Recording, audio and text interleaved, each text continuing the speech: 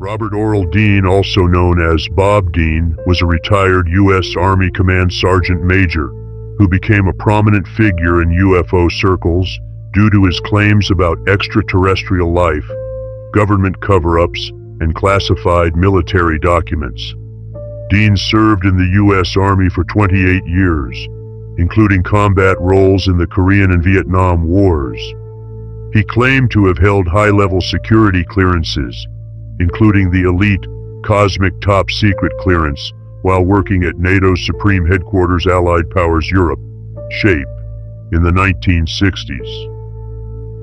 Dean became famous in ufology after alleging that he had access to a classified NATO document called The Assessment. He claimed the document identified 4 different alien species visiting Earth, including the well-known Nordic and Grey aliens. He also claimed that the U.S. and other governments had been in contact with ETs for decades, and the powers that be all over the world had been briefed on the reality of UFOs but kept it hidden to avoid public panic.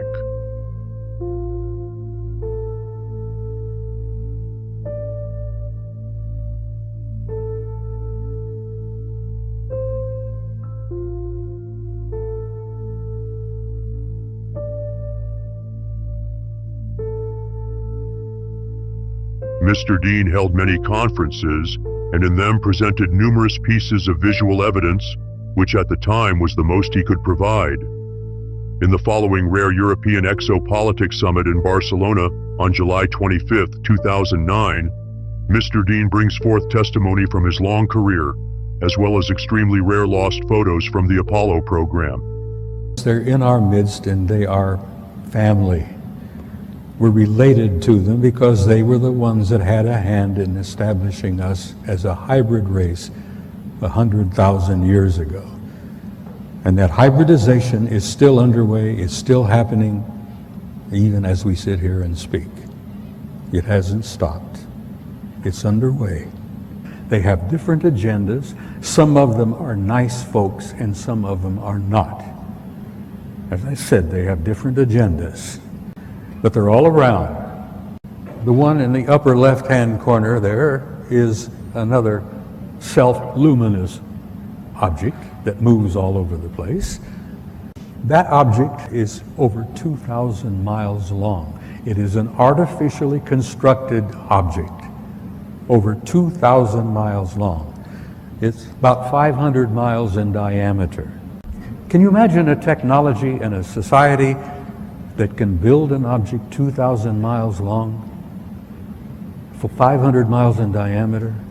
Oh, this is an object that flew up and knocked the Soviet satellite out of orbit some years ago. The Soviets sent up damn first-rate satellite. Same objects, but a second photo in the sequence. That's the big mother, and I use that no pun intended. There are other objects out there. There's a disc-shaped object, and then there's the other object. Then above it is the moon out there. But there's that one big object out there. I'm sure they got a crew of hundreds, maybe a couple of thousand. The ones I refer to as the others. I hate the term alien. I hate the term UFO. There are no UFOs. We've known what they are for years and years and years. Some of them are ours, some of them are theirs. There's no unidentified flying objects out there. They're all identified. I've tried to impress upon you the seriousness of it, the seriousness of the cover-up and the lies they've been telling you, the importance of why you need to know as much as you can know.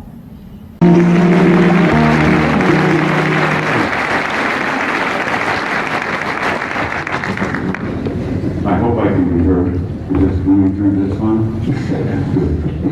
Before I begin, I would like to say a couple of words of deep appreciation for the sponsors and the people who have put this program together. I've been involved in speaking publicly all over the planet and all over the United States. I've been at conferences here, I've been at conferences there, and I know how terribly difficult it can be to put a program like this together. And I have to say, I have tremendous respect and admiration for the people who've done this. Most of all, I respect their courage for dealing with a subject like this, where most of the elite leadership and the power groups of the world want this subject to go away.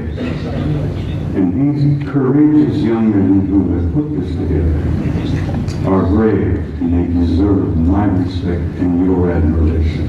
And I want to say I thank you because I know what you've been through.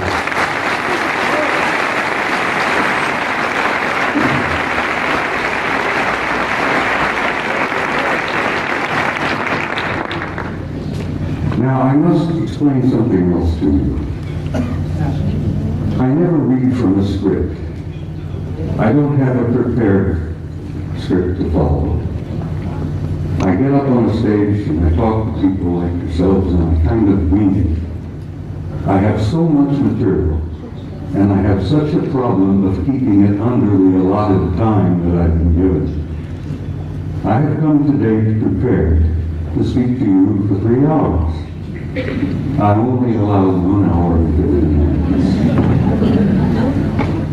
So something's going to have to give. But bear with me, I'll do the damnedest job I can. And it's important that you see the photographs of the NASA pictures that I have brought with me. Now, my journey began 45 years ago.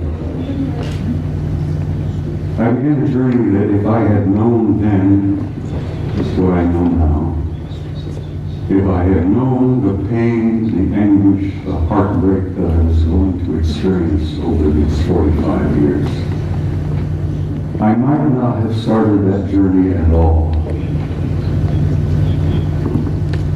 But here I am in Barcelona in 2009 with some of the most delightful people I have ever met. And looking back, I find that the journey was worth the effort. It was worth the pain, it was worth the heartbreak. And I'm delighted to be here. And I'm delighted to see all of you out there. And this is such an encouragement to me that people are beginning to demand the truth. They know they've been lied to from the very beginning. And they want to know. And I'm going to here this afternoon hopefully contribute one small measure to helping you understand and helping you know. Most of my adult life, or most of my first part of my adult life, I was a professional soldier. I was in the Army. I joined the Army in 1950 to avoid the draft.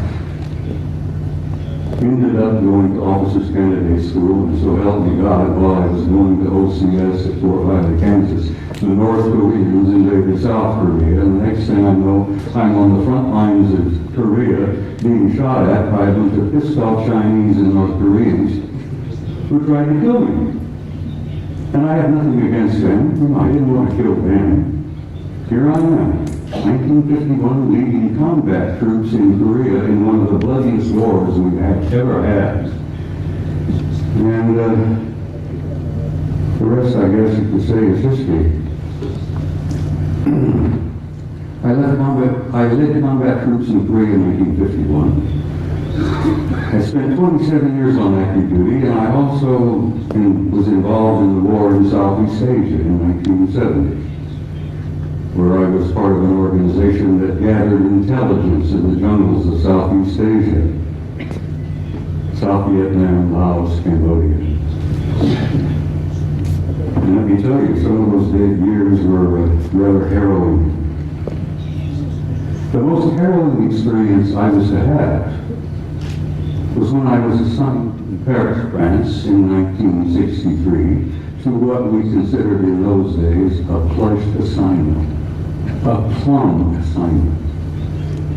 I was able to go to Paris, France, take my family with me, and my children went to high school in Paris. And As I said, it was a fun assignment. I had no idea what I was to find when I got there. When I arrived in the summer of 1963, I arrived with a top secret clearance. When I arrived at Supreme Headquarters Allied Powers in Europe, which was located at that time at a small town known as Rogencourt, right outside of Paris, my security clearance was upgraded to cosmic top secret, which was then and still is today the highest level of security classification that NATO has. I had to have a cosmic top secret clearance to work in SHOC, Supreme Headquarters Operations Center, the War Room. I was a senior master sergeant at the time, and when I was assigned in SHOC, I was given the job of maintaining the duty roster. We worked on a 24-hour basis, day after day after day. And I was given the job of running the duty rosters, and I worked in SHOC. And back in those days, let me tell you, the war rooms were somewhat primitive. You've seen pictures today, I'm sure, of the control centers of most major installations like SAC in Colorado Springs. Everything is electronic. Everything is demonstrated on the wall, extensions just like this beautiful stuff here. Back in those days, we had teletype, we had field telephones, and if we wanted something on the display, we had to go up and take a pin and put it on the wall and show the controllers where this division was, where that Soviet regiment was, and so on and so on. Very primitive. When I arrived in the summer of 1963, I heard rumors about a study that was underway. Now, it interested me because the study was about UFOs. And I was intrigued by that possibility. I was curious about UFOs, had no idea what they were, what they represented. But we used to discuss this in SHOC, in the war room. The study was underway. What was it about? What happened? Well, it appears that on the morning of the 2nd of February, 1961, World War III almost began. And it was involved in the flyover of large numbers of circular metallic craft, flying in formations, very obviously under intelligent control. And they would fly out of the Soviet sector in the Warsaw Pact toward the west, in formation, at a high rate of speed, at a very high altitude, and they would turn north over the English Channel, over the southern coast of England, and then they would disappear off of NATO radar over the Norwegian Sea. On that morning of 2nd February 1961, World War III almost began. The Soviets went on red alert. The NATO forces went on red alert. Everybody was, fingers on their triggers, thumbs poised above those red buttons. And World War III was just normal story. Within 20 minutes, it was all over. The objects flew, turned north, disappeared off radar. It was all over. After this event occurred, a British Air Marshal by the name of Sir Thomas Pike, who was a Deputy Supreme Allied Commander in Europe at that time. He was the deputy to my boss, General Lyman Lemlisser, an American four-star general who was known as SACEUR, Supreme Allied Commander in Europe. Air Marshal Pike says, "I've had enough of this. These objects have been showing up regularly from time to time. And as I said, they almost triggered war." Air Marshal Pike said, "We're going to have to come to terms and find out what the hell's going on here. I want to know." So he began a study. He initiated a study in Shape Headquarters that was to last 3 years. They published it and they issued it in the summer of 1964 while I was there working in the war room. They titled it an assessment, an evaluation of a possible military threat to Allied forces in Europe. So it had from a pilot unit. Just couldn't learn very much about that. An assessment, an evaluation of a possible military threat to Allied forces in Europe. I was working in the war room one early morning around 2 or 3 o'clock, and as I jokingly used to refer to it, the coffee was too black to drink. We read all the newspapers, magazines. Many of you have heard military life is about 99% boredom, broken up with 1% of sheer terror. And that's the way it used to be, and that's the way it probably is used today. I'm sitting there nodding off, and this American Air Force full colonel looked at me and he says, "Wake up." He went over to the vault. The vault, the shop, was a walk-in safe. We opened the door and walked in, and we kept classified documents in there. The colonel went over to the vault, the file, and pulled out this document and threw it on my desk, and he says, "Read that, that'll wake you up." Ladies and gentlemen, my life changed. I opened the first page and I couldn't put it down.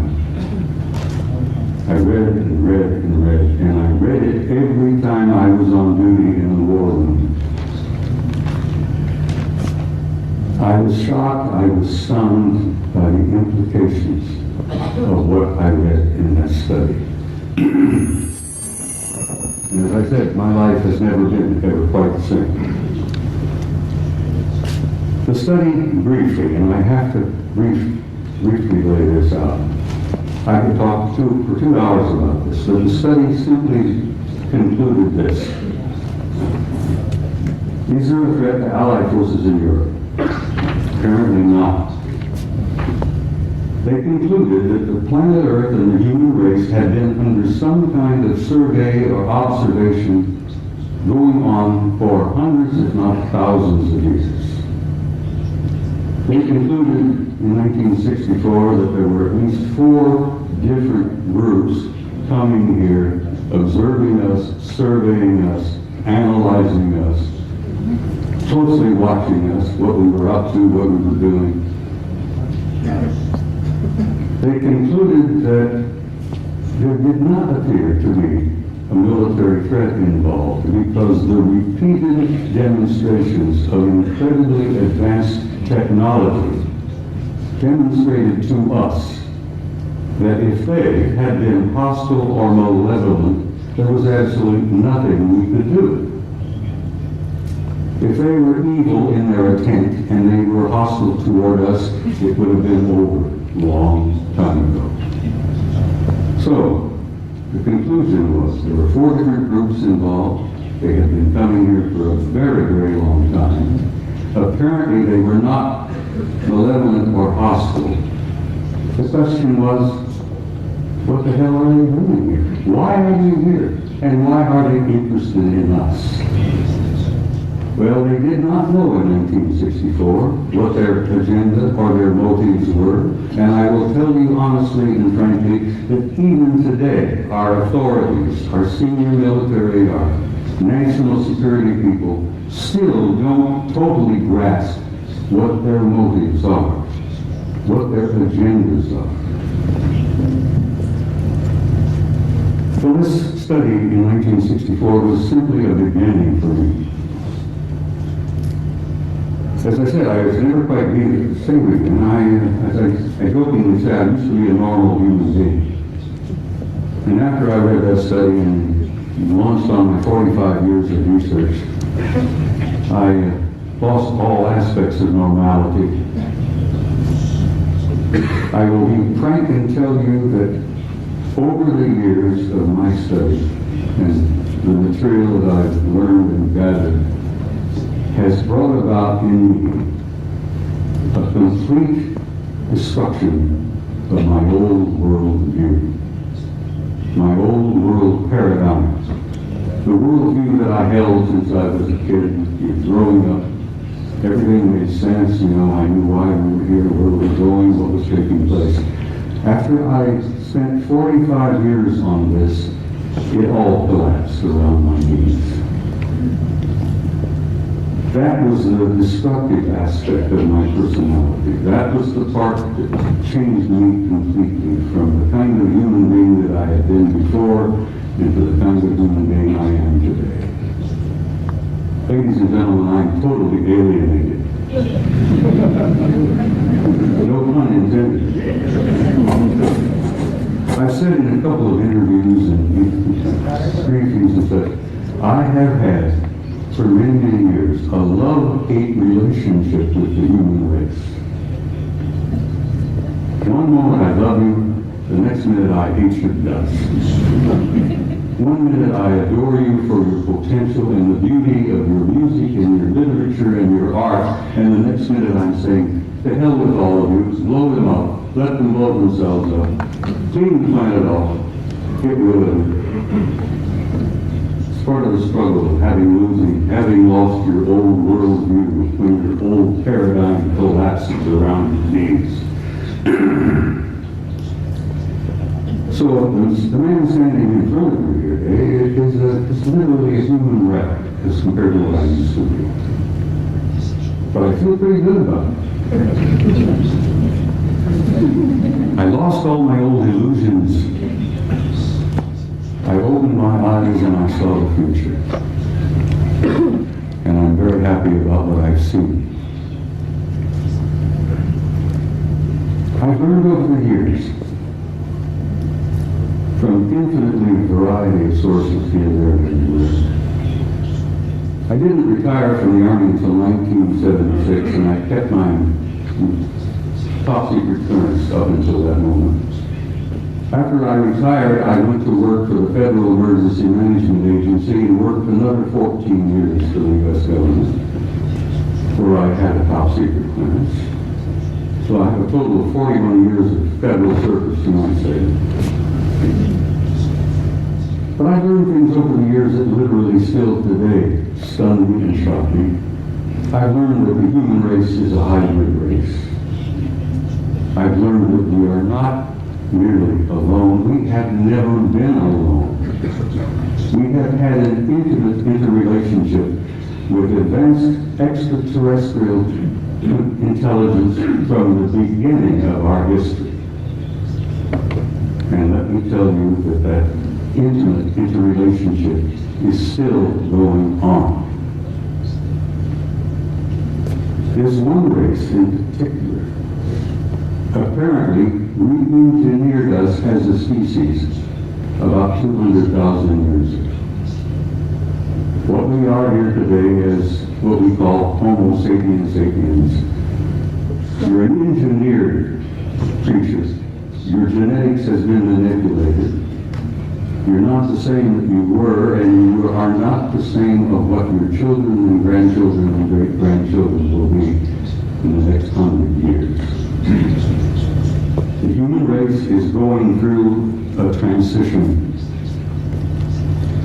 And it's more than a transition.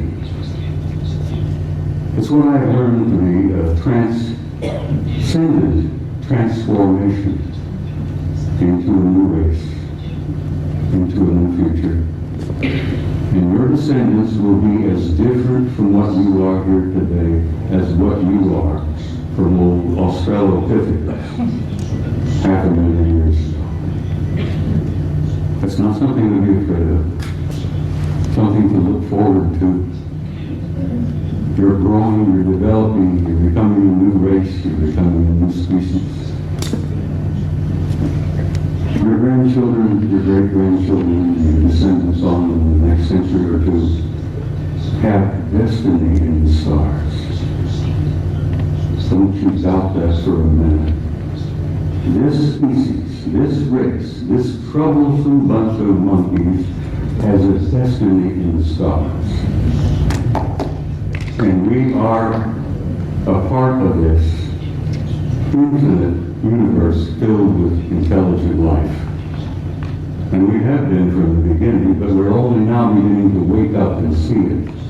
Only now are we beginning to open our eyes and listen with our ears and look out there and say, all right, where have I been? What am I now? Where am I going? As I said, your destiny is in the stars. Your generations to come, your descendants, your grandchildren, great-grandchildren, will go out there and they will claim their rightful place in a universe filled with intelligent life. Your place out there belongs to you. You have a right to that, and you will claim it. There is so much to talk about. I've got some slides I have to share. Would you gentlemen please put the first picture up on the screen? I'm being assisted by some very wonderful people back behind the scene here. I like to start with a shot like this. Pictures of this nature is sort of inspiring. It gives you a glimpse of the community that you are a part of. A little glimpse of the stars out there, the nebulae. That's where you're from and that's where you're going home again to. That's where you belong. Next picture, please. I love these. They're so beautiful. I have some of these on my wall at home. But they inspire me. I look at them and I have a sense of recognition that I've been there before. And I know that I'm going back. But something happened in my country over the last few years that I'm very, very troubled by. Just last week, the United States celebrated the 40th anniversary of putting a man on the moon. And we went through this whole whoop-de-doo of patting ourselves on the back and thinking, gee, wasn't that neat? Armstrong, Aldrin, Collins up there in orbit. On the moon, aren't we great people? Aren't we magnificent? Look what we did. So let me tell you a couple of things that they did that you may not have ever heard about before. They took the few pictures they had it all televised, everybody, Walter Cronkite and all of them were looking out. Golly gee, isn't this great? Isn't this neat? We got a couple of guys on the moon. Ladies and gentlemen, my government, NASA, NASA, which many of us in the United States say stands for never a straight answer, proceeded to erase 40 rolls of film of the Apollo program. The flight to the moon, the flight around the moon, the landings on the moon, the walking guys here and there. They erased, for Christ's sake, 40 rolls of film of those events. Now we're talking about several thousand individual frames that were taken that the so-called authorities who did not have a right to see. Oh, they were disruptive, socially unacceptable, politically unacceptable. I've become furious. I'm a retired command sergeant major. I was never famous for having a lot of patience. The idea when I found out that they had erased 40 rolls of film involving several thousand individual shots about what really happened up there, I became so furious that I could have punched the director of NASA in the nose. I try to be, I'm not a dangerous man. I like to tell people that, like Henry Higgins in My Fair Lady, I have the milk of human kindness by the quart in every vein. So I really am a gentle man. But I have the capability, the potential of being rather dangerous and violent. And these lies and these cover-ups that I've learned about firsthand over the years literally infuriate me. And I hope it infuriates you, because these authorities, these nitwits in high positions of power, who were proceeding to spend all the money that the American people made for their own use, for their own private programs, and then lie through their teeth about what the truth really is. Well, thanks to the idea that there were a few employees in NASA 40 years ago, even today, there are some good people working there, decent people, honest people. The human race is a hybrid. We were seated here, and we have had what I like to call an intimate interrelationship with high technology, advanced intelligence. This is where I noticed it. Years. Now the crucial thing is that it's still going on. It hasn't stopped. They are still. That's the object. And the question has been for many of us is, who the hell? I zoom back out because I really can't believe what I'm seeing. Which ties in perfectly with the ancient philosophical questions that each and every one of us has So I asked. zoom back in, and as I zoom back in, it disappears there. And so I zoom back out to make sure that's just not a camera issue, and then it reappears. So I zoom back in immediately, and there it is again. And then as I zoom in the second time, or third time, it disappears again, and unfortunately on this phone camera you can't see it, but it fades off gently to the right. It's very pixelated on this camera.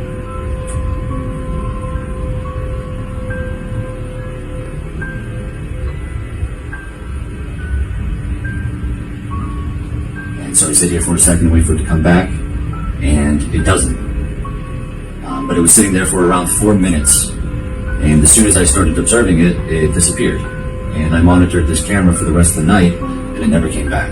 So hopefully we can... We sequenced the alien DNA, and we discovered that, there are markers in there that look very human hybrids. That what looks like an alien for some reason, has human genetic markers in their DNA, in the gene.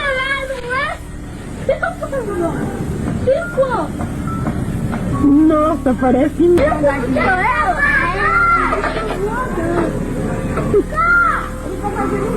Ele vai passar por cima.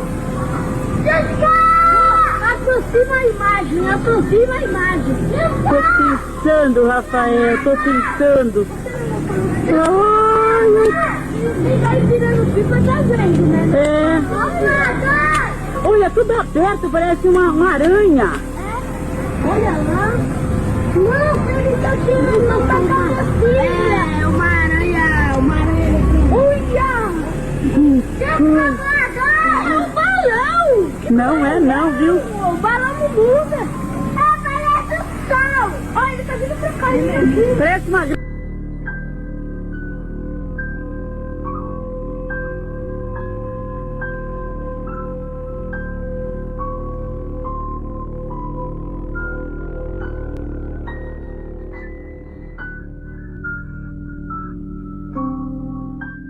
Mr. Dean's story continues, and I, like many of you, find it interesting how many levels of top-secret clearances there have been claimed to have been by whistleblowers. According to the late John Lear, former CIA pilot, he had claimed 38 levels leading up to the UFO-UAP approval for briefing. If that number represents even half of the levels that are non-fiction, then one has to wonder what type of human is able to achieve the highest level. Lying is a trait that many of us find unacceptable, yet, when practiced at a level that one begins believing what oneself is saying is real, a new title more sought out by the population is achieved. Actor. I have some film that they preserved that was not destroyed. Gentlemen, put up the next picture for me.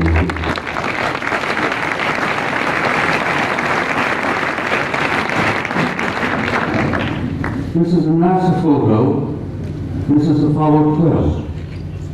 Apollo Systems 12, roll number 50, negative number 7348. They were flying over the moon before they landed. They went into orbit around the moon. As many of you, I'm sure, if you know the system, you know the procedure. They went into orbit around the moon, And while they were there in orbit around the moon, a number of anomalous artifacts began showing up, showing interest in them. Next picture, please. This picture was taken by Neil Armstrong while they're looking out of the window of their little craft. This object flew by. There's the moon in the background, of course. There's this object that flew by the window of that little craft that they were riding in. Neil took the Hasselblad camera that he had, put it up the window and snapped this picture. Next picture, please. NASA Apollo 12. Roll 51, negative number 8653, something like that. Now this is a good-sized object. This is several hundred feet in diameter that came up next to the lander, flew along beside them for a time. The guys in the Apollo crafts put their camera to the window and snapped the thing. And I've always jokingly said there were guys inside of this taking pictures of the NASA. We were photographing them, they were photographing us. Next picture, please. Photo NASA Apollo Systems number 14, Apollo 14. Roll 70, negative, what is it, 9827, I think, or 8827. This is the Landsberg crater on the moon. The guys in orbit above the moon were particularly fascinated by Landsberg. They had been given a special assignment to take pictures of Landsberg because the crater, which they designated as Landsberg, had things going on in the crater that were very anomalous. There was construction going on. There were enormous facilities of the crater up there. So they were specifically designated and assigned to photograph Landsberg to see if they could figure out what the hell's going on down there in the crater on Landsberg. While they were looking at Landsberg, this object happened to express interest in them and flew by. Now this line is an artificial line that was drawn to show you the direction that this object was going. This is a good-sized object flying past the Apollo lander. God, I'm so glad that some of these were saved. I still get angry. 40 rolls of film was taken to erase them. Anyhow, next picture, please. It's the same photo of Landsberg, but with the next negative, 9838, of this object here, flying by. Next picture. Now we're getting into some really big. I'm going to give you just a brief little bit of history here. Back in the early days of NASA and the Apollo program, I got this picture from the Japanese Space Agency, the Japanese NASA. They had a tremendous program going over there in Japan. You know, the Japanese are bright people. So the Japanese Space Agency had signed a contract with NASA years and years ago to buy copies of every picture NASA took during the Apollo program. And I'm sure the Japanese paid a sizable amount of money for this contract. And as the films were developed and the photos were made and they shipped them off to Japan, and the Japanese have a tremendous reservoir of good, original NASA pictures. They bought them, they paid for them. Now this photograph was released by the Japanese Space Agency. You can see the Japanese writing here. This was taken by Apollo 13. Now you're all familiar, I'm sure, with Apollo 13. That was the aborted mission that was going to the moon to land, and they had an accident on the way. They couldn't land. They barely got back. While they were on the way to the moon, here's the moon, a number of things began happening. Some strange objects objects were appearing outside the windows of the spacecraft. And guys, they grabbed their Hasselblad camera and started taking pictures. This photograph shows 3 different objects here. This looks like a circular object with a large dome on top. This is a smaller object in a circular kind of disc-shaped craft. But coming in from the right margin of this particular picture is this. Next picture, please.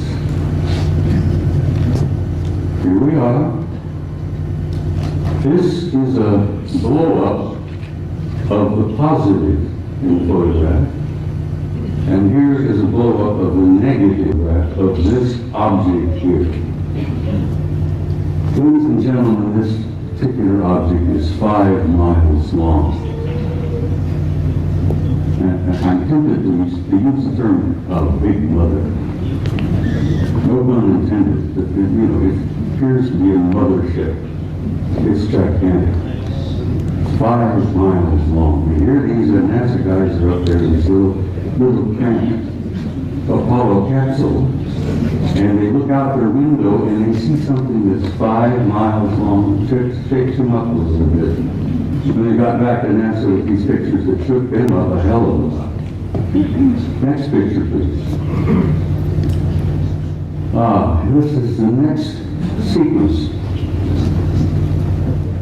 Here, this large mother has moved into the middle of the frame, and something else has shown up over here, which has been estimated to be 2 miles long. But this really upset the guys. I've never been able to find out which one of the 3 Apollo members of the Apollo 13 crews would admit to ever having taken these pictures. Because as you know, the Apollo astronauts were threatened with their lives. I kid you not, they were threatened seriously. They even threatened their families if they ever divulged any of the information that they knew. Next photo, please. And here we are. Here's the big mother. Here's the other one, 2 miles long. Here's a picture of the positive. This is the negative. This mother is 5 miles long. Up here you've seen what appears to be 2 circular objects either arriving or departing from that particular big ship. I can almost understand why the authorities in NASA, why the authorities in the space program didn't want this information to come out. They were frightened. They were stunned. They couldn't deal with it themselves, and they figured that if they couldn't handle it, you couldn't handle it. There would be social disruption, I believe is one of the terms they used. There would disturb the body politic, I believe the term they used. So they clamped the lid down on this, and it's still down, and it's going to stay down, I'm afraid, for some time yet. Until people like yourselves and people like me and the rest of them here on the stage, by pushing and prodding and chipping away at this lie and this secrecy, eventually we will succeed. And don't you doubt that for a minute.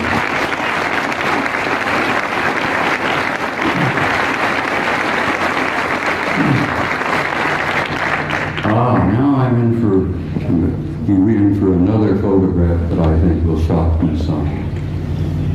In 1980, NASA, never a straight answer, launched the Voyager program to Saturn. They launched this little mechanical spaceship filled with cameras and film and so on. Wanted to go to Saturn because something had been going on in the rings of Saturn, around the moons of Saturn, that didn't make a lot of sense. Some anomalous events were taking place in Saturn, near Saturn, at Saturn. So they launched the Voyager in 1980. The pictures they got back from Voyager was so stunning and so shocking that they just locked them up in the safe. Fortunately, I met and developed a friendship with a retired NASA scientist by the name of Norman Bergman. Norman Bergman worked for NASA for about 30 years. He was a technician, a scientist on the Voyager program to Saturn in 1980. Norman decided, after waiting a number of years, for NASA and the authorities to be candid and honest and forthright and tell us what they really found up at Saturn. And Norman got so frustrated he wrote a book.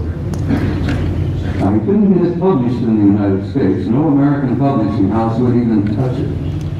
Norman Bergman had to go to Scotland, for God's sake, to Aberdeen to get his book published.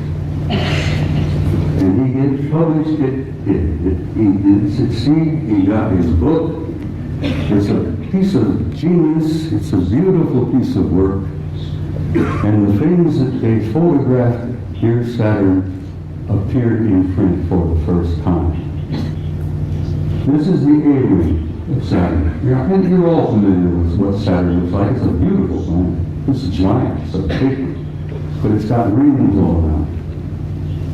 Well, this is the A-ring. And here is an object that is self-luminous, obviously artificial, larger than our moon.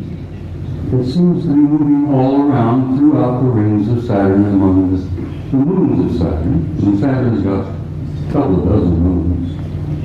This object here, as I said, larger than our moon, moving all around apparently under intelligent control in the rings of Saturn. Now, try for a moment, if you can, to imagine a kind of a technology that is capable of constructing something larger than our moon, that's artificial, that moves around wherever it wishes to go, that's probably got several thousand guys inside. That is shocking to some people. Next picture, please. This is a piece de resistance, I guess, is the French thing. Here you have another self-luminous, artificially constructed object, circular in shape, larger than our moon, that is also moving here, there, and everywhere throughout the rings of Saturn and among the moons of Saturn. You know, there's got to be intelligence at work. But this is the one that really blew the NASA people on the Voyager program out of the water. This object, this is an object, guys, is 2,000 miles long. It's 400 miles in diameter. And it's an artificially constructed, Norman calls it an electromagnetic vehicle. He says they appear to be making the rings.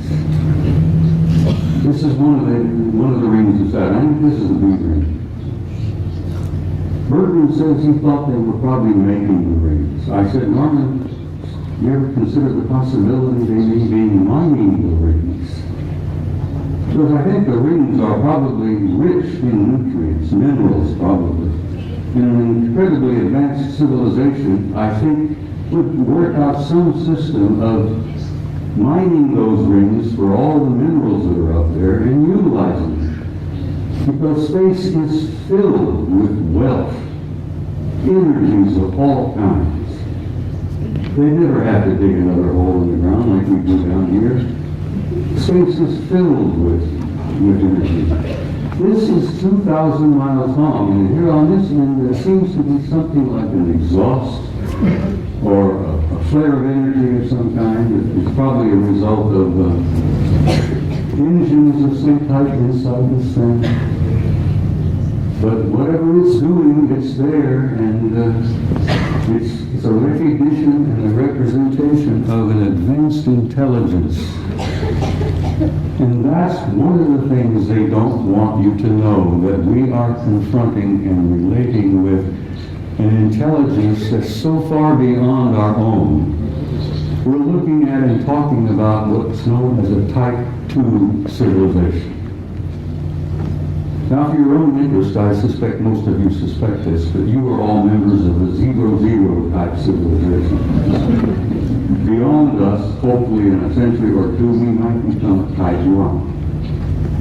But this is a representation of a type 2 civilization. And Michio Kaku, the famous Japanese-American physicist in New York, has put out this concept about type 0, 1, 2, 3, and 4 of the kind of advanced cultures and civilizations we will probably meet out there.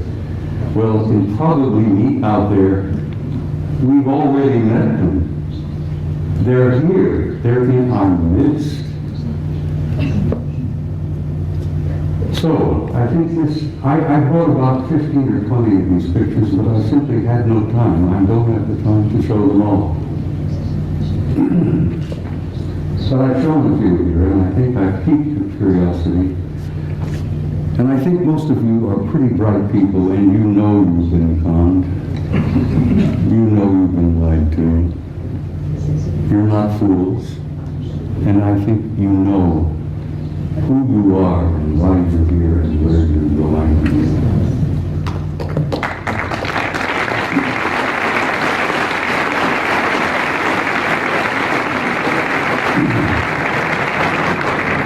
Next photograph, please. This is a photograph taken by our Mariner space vehicle that we launched back a number of years ago. This is a picture of a facility on the surface of Mars. Now, this facility is located on the equator, and it's on the surface. And those of us who studied it, and we discuss it with each other, we call it the airport. And I said, this is the parking lot. This is the administration building here. This is the main terminal here. And I imagine it's a pretty busy facility, you know, ships coming and going. But it's not an airport, it's very likely a spaceport. It's on the surface and it's on the equator of Mars.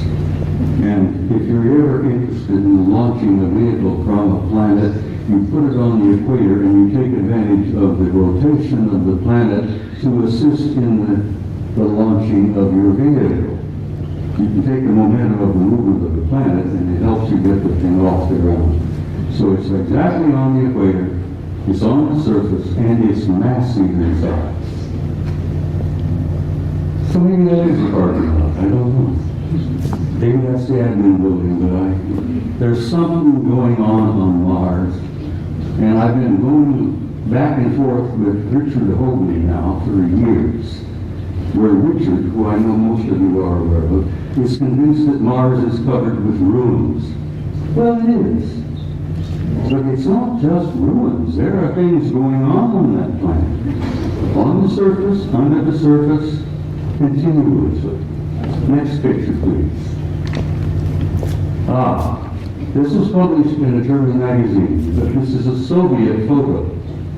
This is from their Phobos 2 spacecraft. This is a city under the surface of Mars that is the size of Chicago.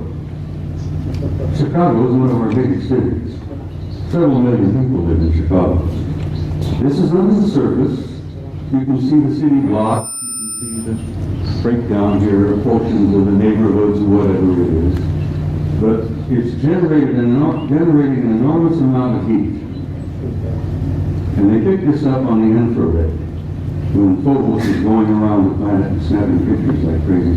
And the Soviets were pretty open about releasing some of their photos, contrary to the United States, where lying has become a fine art. Don't get me started on my politicians. Phobos 2, sitting on Mars, under the surface. You can see the streets, Broadway, First Avenue, whatever. People have said, well, who is there? And I says, for God's sake, it's the Martians who are there. What a silly question to ask. Who's there? Next photograph. Now, I love this picture. I'm in love with this lady. Your ancestors and mine called her Gaia. She was feminine. She was a goddess. She was sacred. This beautiful lady has a respiratory system. She has a circulatory system. And she has a heart. And she's our source of life on this planet. We needed her. We need her now. We wouldn't be here if it were not for her. We talk about holy lands, Mecca, Jerusalem, here, there, everywhere. That is the Holy Land, people. That beloved planet that we are home.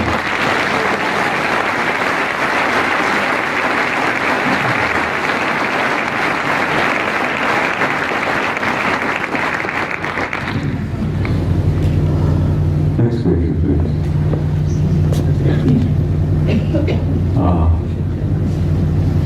I spoke to you earlier about the fact that your grandchildren and great-grandchildren and so on, the generations yet to come have a destiny in the stars. And in time, they will go out there and claim their rightful place in that infinite community of life. And you can believe that, and you can accept that with an assurance and truth that goes beyond doubt. The destiny of this species and this race, this troublesome clan of monkeys, is in the stars. And there is your destiny. And I want you to understand that and have some hope. And don't get depressed. Because you're going to be undergoing some very difficult times in the few years yet ahead. We're going through this transition, this transformation, this transcendent transformation into another species, into another race. And if you remember your own adolescence, it was a painful time. The species, the race is going through adolescence. But we're not alone. We need help. We have family out there that's helping us. And they've been helping us for a long time. They've been trying to encourage us and nourish us and try to point the right direction for us to go. Because we are troublesome adolescent children. And we are going through that transformation. But my point is that there is no doubt about the inevitable destiny and truth of the human race. Now I want to quote something from you, if you'll bear with me here. One of my favorite authors, poets, was a man I've admired for years, Count Leo Tolstoy. Tolstoy said that there is something in the human spirit that will survive and will prevail. That will survive and prevail, and there is a tiny and brilliant light burning brightly in the heart of man that will not go out no matter how dark the world becomes. And then in the years ahead, when things are difficult, the economic problems take place, there will still be disruptions, fear. Sadly enough, I'm afraid there will still be blood in the streets here, there, and everywhere. This coming out of adolescence is not an easy process. But then, what do you do when you reach beyond adolescence? You reach adulthood. You grow up. And we're growing up.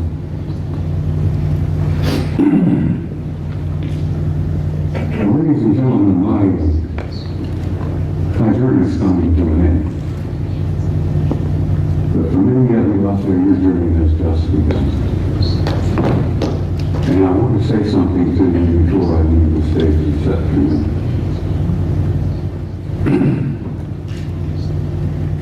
No matter how dark the world becomes, we have to keep sure, as Tolstoy said, there is a spark, there is a flame burning in your heart that will never go out, no matter how dark the world becomes.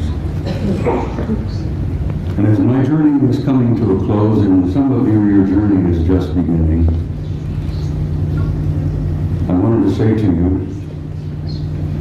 in a term that I think is absolutely appropriate, the two Spaniards have got some beautiful terms and words. Vaya con Dios.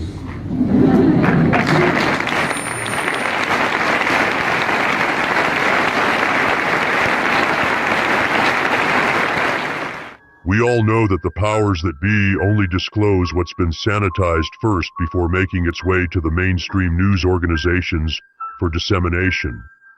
In the next disturbing clip you're about to see, an obvious question should come to all of our minds. How is it possible a member of Congress would ever admit on camera to not having access to top secret information that their position in government qualifies for? The statement given, if it is indeed genuine, represents our government's branches are no longer adhered to. I, like many of you, find that the most terrifying point is that they no longer are even required to lie to the population anymore about not being in control. Why is it that members of Congress who are given a top secret security clearance are being denied access? That's not a free and true government. And so for us, especially being that we have now a Secretary of State who's actually open to declassification in Marco Rubio, we're hoping to present that information and at least acknowledge it from a government perspective that we are not alone, but also let's see what the evidence is.